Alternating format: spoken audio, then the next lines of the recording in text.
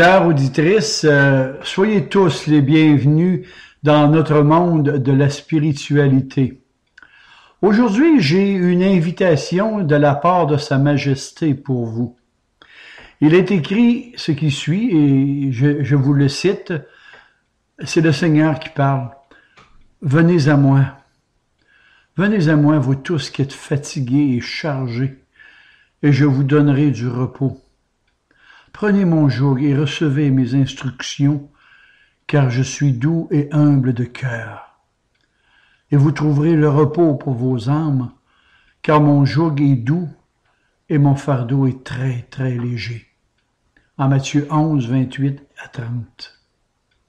Vous savez, pas besoin d'être un intellectuel érudit pour comprendre et réaliser la bienveillance de Jésus dans ce verset. Ces paroles de grâce nous proviennent du fond des âges et ont engendré des controverses dans bien des cœurs au travers les siècles. Est-ce que ces paroles peuvent s'adresser à moi personnellement? De la manière dont je comprends ces paroles, il s'agit d'une invitation. Une invitation pour chacun de nous à se rendre à la rencontre d'un homme qui vécut il y a plus de 20 siècles. Mais comment cela peut-il se faire? La difficulté dans ce dilemme, il est simple, parce que la nature humaine n'arrivera jamais par elle-même à accepter que Dieu est venu séjourner sur notre planète sous une forme humaine. La Bible me dit, car en lui habite corporellement toute la plénitude de la divinité, et vous avez tout pleinement en Jésus-Christ. Dieu sous une forme humaine. Ici, c'est le premier nom qui me vient à l'esprit, c'est Créateur. Dieu est mon Créateur et il est aussi le vôtre. L'homme peut renier l'existence de Dieu et le sens de la vie, mais il ne peut s'empêcher de se demander pourquoi suis-je ici. Et la Bible est le seul livre en qui Dieu nous révèle la raison de notre première création. Et l'apôtre de dire Dieu qui donne à tous la vie, la respiration de toutes choses. Il a fait que tous les hommes sortis d'un seul sang habitassent la terre, ayant déterminé la durée des temps et les bornes de leur demeure. Il a voulu qu'ils cherchassent le Seigneur, bien qu'il ne soit pas loin de nous, car en lui nous avons la vie. Et pour bien vous faire saisir de quoi je vais vous parler aujourd'hui, il nous faut remonter à la source de nos origines. Dieu créa Adam selon sa ressemblance, mais par de son péché, celui-ci l'a perdu. Et plus tard, il engendra des enfants qui avaient sa ressemblance. Il s'agissait d'êtres humains morts spirituellement. Tous possédaient en eux la semence de la mort physique, et depuis ce temps, tous moururent à cause du péché. Dieu avait promis à nos premiers parents qu'il leur enverrait un sauveur, et à partir de là, Dieu, au travers de la race humaine, avait sélectionné, d'avant même la fondation du monde, des hommes et des femmes pour devenir ses enfants, ses élus, en leur accordant une nouvelle naissance spirituelle, une nouvelle création, devrais-je dire, en les ressuscitant d'entre les morts de manière spirituelle par le sacrifice expiatoire et propitiatoire de son Fils unique, Jésus-Christ. Je sais d'avance que beaucoup de chrétiens me diraient que vous n'êtes pas prêts à entendre ce que je veux vous parler, ce que je veux vous dire, mais je ne suis pas d'accord avec eux et voici le pourquoi. Jésus lance une invitation en nous disant « Venez à moi ». Le fait de vous dire « Croyez ». Croyez, croyez en mon ami qui peut vous sauver d'une perdition éternelle n'entre que pour une toute petite partie de ce merveilleux processus de salut par sa grâce irrésistible. Car c'est par la grâce que vous êtes sauvés, par le moyen de la foi, et ce n'est pas par vos œuvres. Et tout cela, c'est un don du Seigneur. Et si je vous dis aujourd'hui que mon ami, il est sans faute, il est pur, il est innocent, sans tache, séparé des pécheurs, et à son époque, certaines de ses actions et de ses paroles offensaient les hommes et les rendaient furieux contre lui. Les scribes accusent Jésus de blasphème, car il a pardonné les péchés d'un paralytique avant de le guérir. Ces hommes pensaient naturellement que la faute se trouvait en lui et non pas en eux-mêmes. Aujourd'hui, je ne vous parlerai pas de la souveraineté de Dieu, mais de sa royauté, le grand monarque du ciel. Et si Dieu est roi, on est d'accord pour qu'il règne sur sa création, dans son univers. Mais le Seigneur Jésus appliqua cette idée de la royauté divine de façon inattendue et vint le moment où il déclara à ceux qui le suivraient qu'ils allaient aussi exercer cette royauté. Ses contemporains n'arrivaient pas à accepter cela.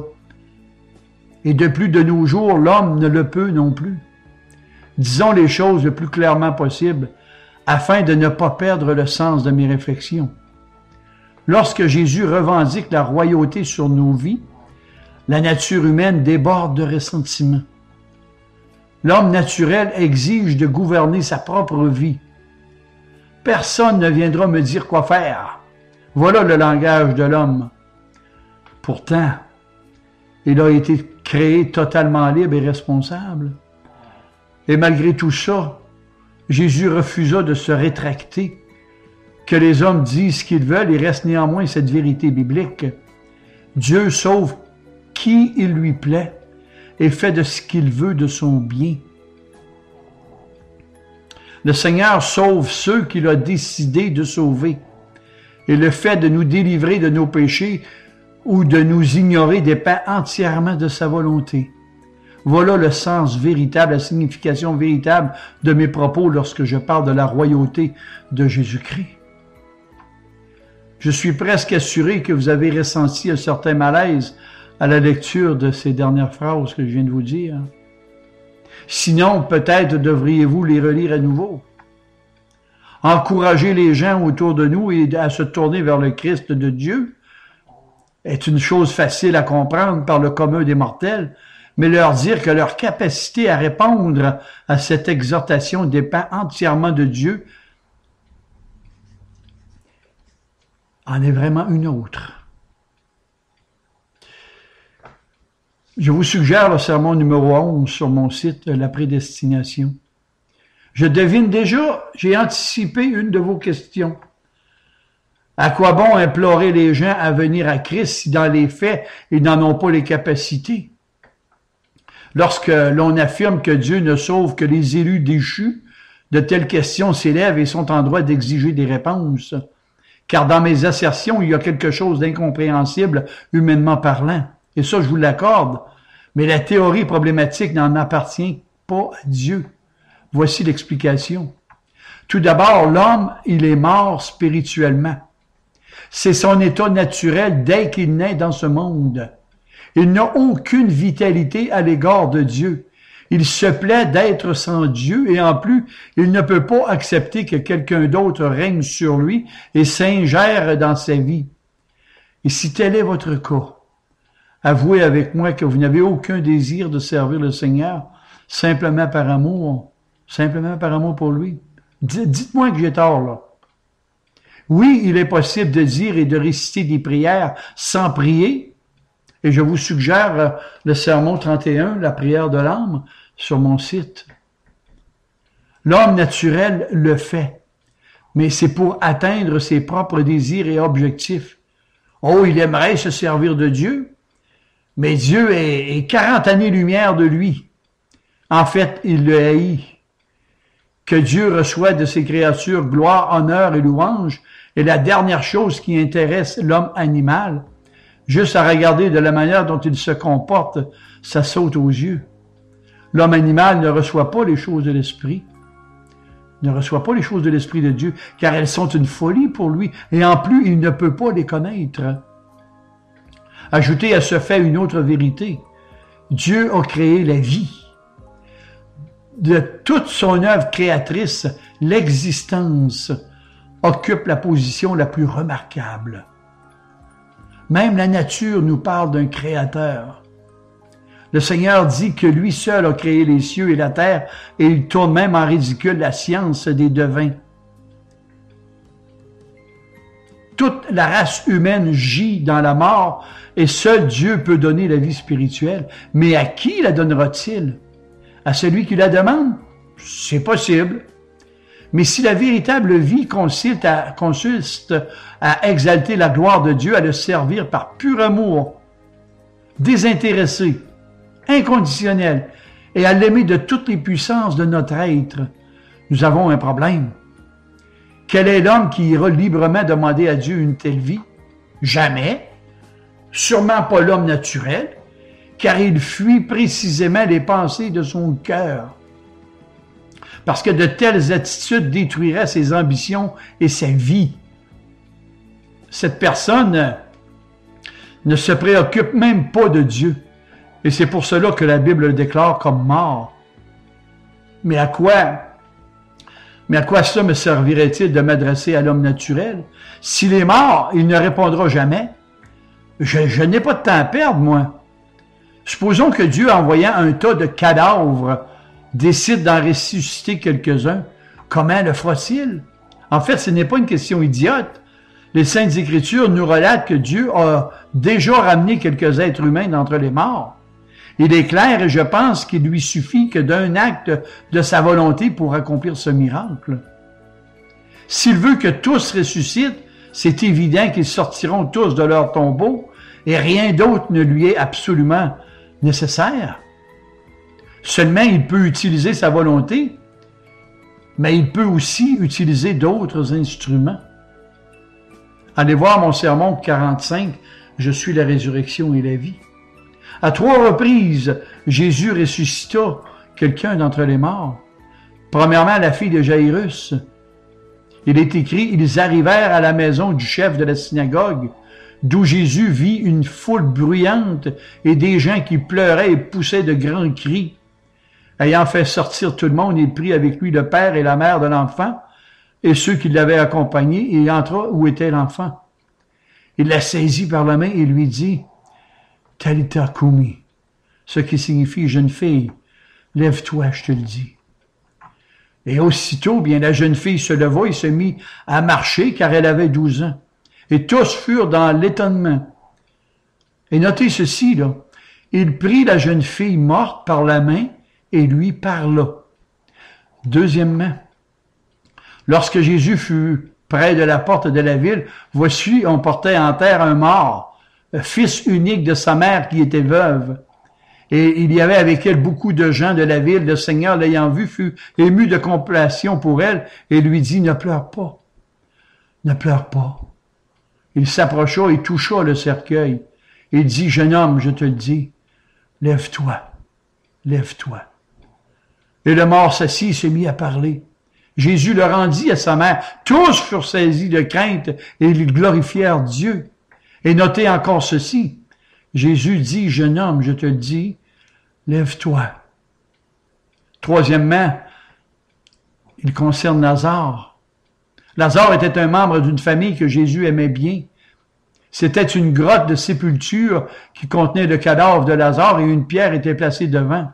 Et Jésus dit à ses disciples, « ôtez la pierre. » Ils ôtèrent la pierre et Jésus leva les yeux vers le ciel et dit, « Père, Père, je te rends grâce de ce que tu m'as toujours exaucé. Pour moi, je savais que tu m'exauces toujours, mais j'ai parlé à cause de cette foule qui m'entoure, afin qu'ils croient que c'est toi qui m'as envoyé. » Et ayant dit cela, il cria d'une voix forte, « Lazare, sors !» Et le mort reprit vie. Plusieurs Juifs qui étaient venus vers Marie virent ce que Jésus fit et ils crurent en lui. Et notez que dans les 3 cas, Jésus s'adressa aux morts. Entre nous, si nous ne croyons pas en la parfaite sagesse de Jésus, nous aurions une réaction irrespectueuse envers lui. Car après tout, qu'y a-t-il de plus utile que inutile veut dire que de parler à un cadavre? Et pourtant, c'est ce que fit Jésus. Et en voici la raison. La parole que Jésus prononce est une parole créatrice, une parole vivifiante. La Bible est la parole de Dieu, des paroles de vie. La parole de Dieu ne se contente pas d'ordonner une action, elle réalise et accomplit la volonté de Dieu. À la création, Dieu dit que la lumière soit, et la lumière apparut. C'est constamment comme ça dans le premier chapitre de la Genèse. Dieu parle aussi de la pluie et de la neige qu'il envoie des cieux pour arroser la terre et lui permettre de produire de la nourriture. Dieu dit Ainsi en est-il de ma parole qui sort de ma bouche. Elle ne retournera pas à moi sans effet, sans avoir exécuté ma volonté et accompli mes desseins. Ésaïe 55. Nos paroles peuvent échouer dans leur effet, mais ce que Dieu veut par sa parole se produira avec toute certitude et elle accomplira ses desseins et atteindra sûrement ses objectifs. Cette même réalité s'applique aux morts spirituelles qui nous entourent, là. De par leur péché originel, tous les hommes sont morts aux yeux de Dieu et ils ne veulent pas de lui, sauf pour l'utiliser dans la poursuite de leurs propres desseins, selon leur désir, leur destin. Ils sont sans espoir en termes humains. Le vôtre, si vous appartenez à cette catégorie, là, vous avez besoin de cette vie spirituelle, inévitablement. Vous devez d'avoir un nouveau cœur. Vous avez besoin d'une nouvelle naissance. Mais cette nouvelle naissance, cette nouvelle création appartient à Dieu. Écoutez les propos de Jésus sur ce sujet. Il parle à un chef religieux du nom de Nicodème. Il vient tout juste de lui dire que lui et ses semblables doivent naître de nouveau. Il dit, ce qui naît d'une naissance naturelle, c'est la vie humaine naturelle. Et ce qui naît de l'esprit est animé par l'esprit. Ne sois donc pas surpris si je t'ai dit, Nicodème, il vous faut renaître d'en haut. Le vent souffle où il veut, tu en entends le bruit, mais tu ne sais d'où il vient et où il va. Il en est ainsi pour quiconque est né de l'esprit. En Jean chapitre 3. Qu'est-ce que Jésus essaie de nous faire comprendre? Il commence par nous dire que la vie physique ne peut produire qu'une vie du même type. En d'autres termes, l'homme a le pouvoir d'engendrer une descendance physique, mais personne sur la terre ne peut produire la vie éternelle. Cette nouvelle naissance spirituelle ne peut venir que de Dieu. Et ce n'est pas tout. Jésus poursuit en illustrant l'œuvre du Saint-Esprit par l'action du vent qui souffle où il veut. Vous voyez et sentez ses effets, mais vous n'y pouvez rien faire. Même avec notre technologie moderne avancée, nous ne pouvons pas dire d'où viennent les molécules qui nous frappent le visage et nous ne savons pas non plus où elles vont ensuite. Et de la même manière, là où la parole de Dieu est donnée, et peu importe par qui ou par quoi, c'est l'Esprit de Dieu qui insuffle cette vie spirituelle dans les cœurs comme il lui plaît. Et j'insiste à vous dire que le messager ne peut rien faire et celui ou celle qui est mort spirituellement n'y peut rien. Tout est grâce et grâce irrésistible de la part du Seigneur. Disons que si l'Esprit de Dieu utilise mes paroles, mes écrits comme il lui plaira, un peu, beaucoup ou encore pas du tout, je sais une chose, que si Dieu vous dirige vers son Fils, lorsque vous êtes en train d'écouter mes réflexions, votre nouvelle vie viendra entièrement de Dieu. Je ne l'ai pas produite du tout, mais Dieu aura utilisé son message, sa parole, pour ressusciter une personne telle que vous, spirituellement morte. Et si j'entends parler de votre démarche, chose que je ne veux pas savoir de peur de me glorifier, je vous dirai tout simplement comme l'apôtre Pierre, vous avez été régénérés, non par une semence corruptible, mais par une semence incorruptible, par la parole vivante et permanente de Dieu. Et cette parole est celle qui produit en vous cette vie nouvelle qui vous a été annoncée par l'Évangile, 1 Pierre 1, 22, 23, 25. La foi vient de ce qu'on entend, et ce qu'on entend vient de la parole de Dieu, la parole de Christ. Vous voyez combien il est important d'entendre la parole de Dieu. Le message concernant Jésus-Christ, l'Évangile, est le moyen, le véhicule utilisé par Dieu pour communiquer la vie spirituelle, et il se sert de ses enfants pour annoncer cette bonne nouvelle de l'Évangile de la grâce. Voyons un peu l'orgueil de l'homme. Nous autres, les humains, sommes de nature orgueilleuse. Nous aimons nous vanter en quelque part. Je suis le maître de ma vie, le capitaine de mon âme. Nous aimons ce genre de paroles, mais il s'agit d'une illusion trompeuse. Ma Bible déclare tout le contraire. Le réformateur Martin Luther disait « L'Écriture présente l'homme comme étant non seulement lié, malheureux, captif, malade et mort. Cet homme ajoute à ses autres misères celle de l'aveuglement. Ainsi, il se croit libre, heureux, capable, entier et vivant. Et l'œuvre du diable consiste à tenir les hommes dans l'ignorance. » Notez que le diable n'est pas contre la propagation de la parole de l'Évangile. Au contraire, il est pour que l'Évangile soit proclamé dans un certain sens, mais ce qu'il veut, c'est qu'elle ne soit pas comprise. Voilà toute la différence. Et les apôtres demandaient toujours à Jésus de leur expliquer ce qu'ils n'avaient pas compris. Consiste à tenir les hommes dans l'ignorance et de leur misère, afin qu'ils s'imaginent être capables de faire toutes sortes de choses pour gagner le salut de Dieu, ou plutôt que Dieu offre et donne gratuitement. Et le salut de Dieu ne se gagne pas. Ce n'est pas un gros lot à la loterie, cela là. C'est une grâce, c'est un don. Bref, le diable va toujours chercher à nourrir notre orgueil et à nous garder dans l'aveuglement par notre incapacité d'aller à Jésus par nos propres forces. Venez à moi. Voilà l'invitation de Jésus pour vous. Venez à moi. Venez. Venez à moi seulement. Et je crains souvent d'être mal compris au travers de mes textes, car essayer de vous convertir à mes convictions, c'est totalement absurde. Car les vôtres sont peut-être meilleurs que les miennes, et j'en suis sûr, si évidemment vous êtes un passionné de la parole, de la Bible, mais enfin ce n'est pas mon sujet. Souvent on entend des messagers de la parole qui disent « Voulez-vous accepter Christ dans votre cœur? Mettez Christ dans votre culte. Ajoutez Christ à votre baptême. Faites de bonnes œuvres avec Christ. Alors Dieu vous recevra.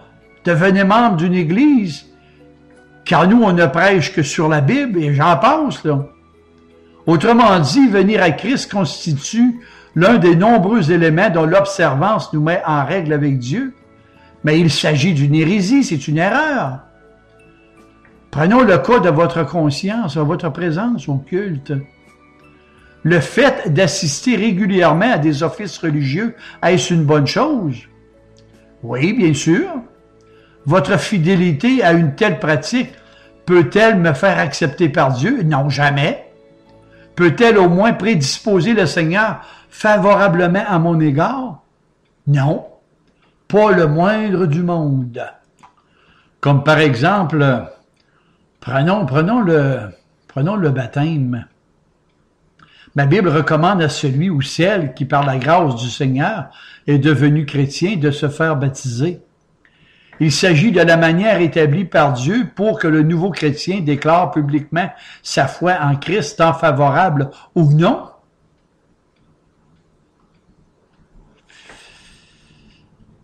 Dans l'Ancienne Alliance, ce rituel était la circoncision de la chair et spirituellement parlant, c'était aussi la circoncision des oreilles d'un cœur régénéré.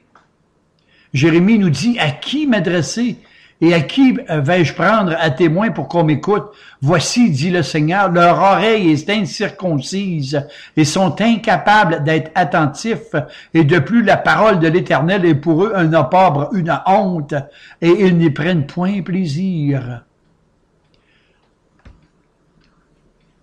Dans la Nouvelle Alliance, le baptême d'eau a remplacé la circoncision, le rituel des hommes qui peut être bon, dans les bonnes proportions spirituelles, mais le plus important, c'est d'être baptisé par le Saint-Esprit en vous faisant naître d'en haut. Ce n'est qu'un rituel, le baptême des hommes, là. Ça n'apporte pas le salut. Pragmatiquement parlant, je dirais que le baptême d'eau ne rince que votre corps. Et remarquez aussi que votre vieille nature sait très, très bien nager, hein? Mais le plus important, c'est le rinçage de vos cœurs. Rien de plus et rien de moins. Jésus-Christ seul vous permettra de recevoir l'acceptation de Dieu. Il ne vous accordera aucun crédit parce que vous aurez reçu le baptême. Ceci s'applique également en ce qui concerne les bonnes œuvres. Celui qui se repose sur le bien qu'il fait pour être en règle avec Dieu dérobe à Jésus-Christ la gloire qui lui appartient en exclusivité. Les mots miséricorde ou grâce vous aideront à comprendre ce que je veux dire. Imaginons un roi qui est bon, un roi qui est généreux, contre qui une partie du peuple s'est rebellée. Et cette rébellion ne fait cependant pas le poids face aux troupes royales qui l'emmènent vite à la reddition. Les rebelles n'ont aucune excuse ni défense, mais que feront-ils s'ils veulent sauver leur vie? Ils imploreront la miséricorde et la grâce du roi. Et imaginons que celui-ci leur pardonne, il leur fait grâce. Qu'arrivera-t-il? Ils seront libres de toute condamnation. Ce pardon les conduira-t-il à servir leur roi? En fait, nous ne savons pas quelle sera leur attitude, mais en ce qui concerne leur devoir, ne fera aucun doute. Ils devraient désormais servir leur roi sans relâche et de toute leur force. Poussons cette histoire un petit peu plus loin. Imaginons que ce roi bon et généreux ait la capacité de changer le cœur de ses rebelles. Il a d'ailleurs décidé de ne jamais pardonner à qui que ce soit sans au préalable lui donner en même temps un nouveau cœur rempli de gratitude et du désir de plaire à sa majesté. Nous avons désormais une situation nouvelle. Les bénéficiaires du pardon royal l'utiliseront-ils pour se révolter de nouveau? Absolument pas. Le Dieu de ma Bible est un roi de cet ordre. Il s'agit d'un Dieu de miséricorde, de grâce qui pardonne abondamment. Il fait davantage même. Et quand il pardonne les péchés d'un homme, il lui donne aussi le désir de le servir. Le service de ces rachetés de Dieu n'ajoute aucun mérite à leur pardon qui est entièrement gratuit parce qu'il s'agit d'un don gratuit. Et tous ceux à qui Dieu pardonne possèdent sans exception ce pardon grâce au mérite de Jésus-Christ et uniquement par Jésus-Christ. Leurs propres mérites n'ont absolument rien à faire avec leur pardon. Celui-ci provient uniquement de la grâce de Dieu. Et si vous n'êtes pas un chrétien né de nouveau, il se peut que votre propre pardon offert par Christ ne vous intéresse même pas. Votre orgueil bloque cette voie. Vous faites partie de ces gens qui ont toujours voulu payer pour ce qu'ils ont reçu. Plus un homme est parti vers son enfer avec ces mots sur la terre, plus d'un homme est parti dans son propre enfer avec ces mots-là. Je ne crois pas à la réalité de ce qui ne me coûte rien. Pourtant, le roi David pensait autrement, il raisonnait autrement. Loin de moi d'offrir à Dieu quelque chose qui ne me coûte rien. Et ma Bible me dit que le juste vivra par la foi. Et cette foi provient de Dieu et non des hommes. C'est elle qui nous conduit à la vie et en contrepartie, le péché conduit à une ruine morale et spirituelle. Et notez que sans une connaissance de la nature de Dieu, l'homme ignore qui il a offensé, qui le menace et qui a le pouvoir de le sauver. Et beaucoup de gens s'offrent comme conseillers spirituels, d'autres aiment assujettir les autres à leur pouvoir. Il y a aussi des groupements religieux qui chercheront à vous amener sous leur dépendance pour recevoir votre acceptation auprès de Dieu afin d'adhérer à ces mouvements. Ayez les yeux de votre cœur bien ouverts, soyez sur vos gardes. Est-ce qu'une telle Église vous amène à dépendre de ces sacrements? Examinez les doctrines, sont-elles enseignées fidèlement? Moi, je vous dis que l'homme sur la surface du globe trouve plus aisé de se tourner pour son salut vers une Église ou une organisation religieuse que de venir à Christ. C'est pour toutes ces raisons que l'Église, avec un petit « et », est devenue un symbole de toutes ces bonnes choses qui peuvent vous empêcher de vous confier en Christ seulement.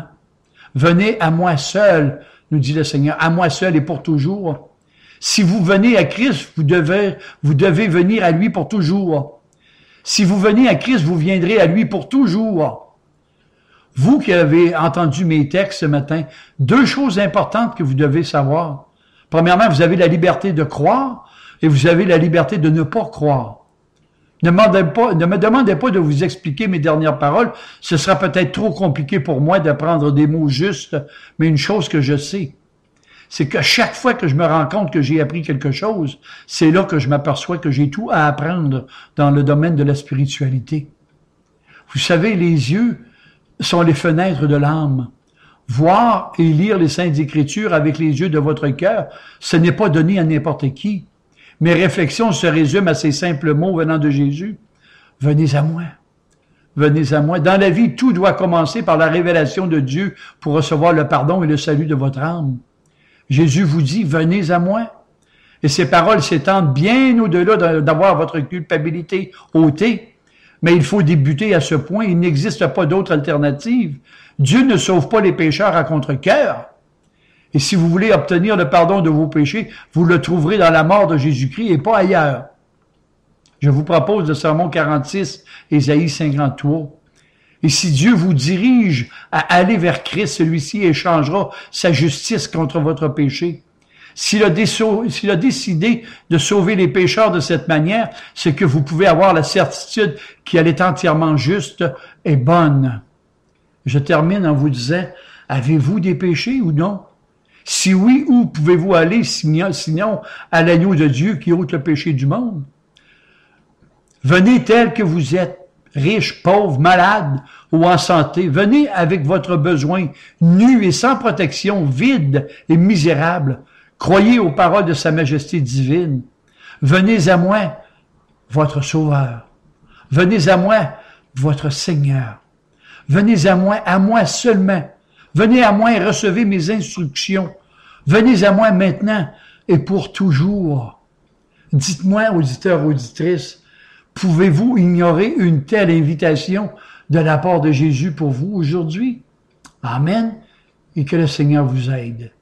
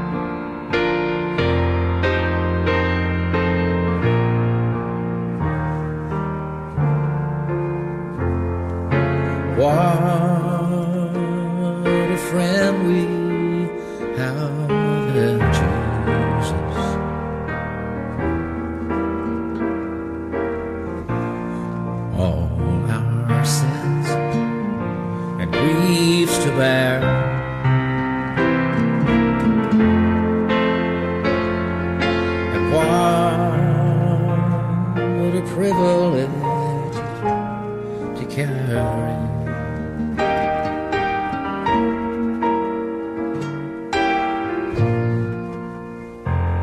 everything to God in prayer.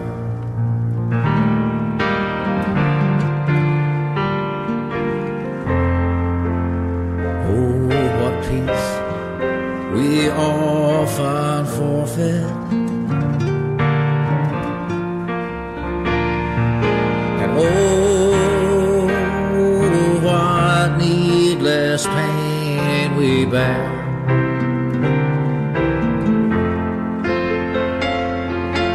All because we do not carry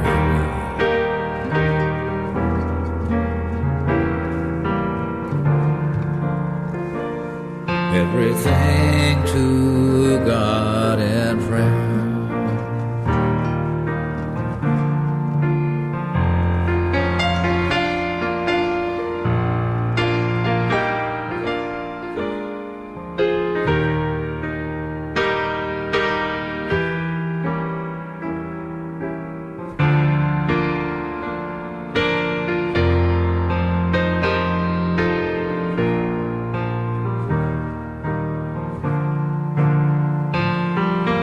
Can we find a friend so faithful,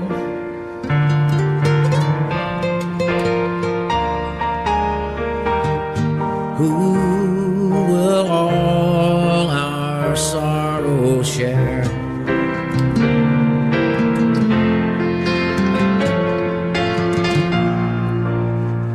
Jesus knows our every weakness.